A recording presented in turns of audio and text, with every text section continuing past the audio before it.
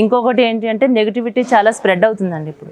ఎందుకంటే ఇప్పుడు సెటిల్మెంట్లో తను ఒక కింగ్ అని, తను ఒక రౌడీ అని ఈ రకంగా అందరూ భయపడుతూ ఉంటారు. ఇప్పుడు ఈ సెటిల్మెంట్లు తర్వాత ఇవన్నీ ఇప్పుడు హైదరాబాదే కాదండి, ఏ ఊర్లకి వెళ్ళినా అవన్నీ కామన్ అయిపోయింది.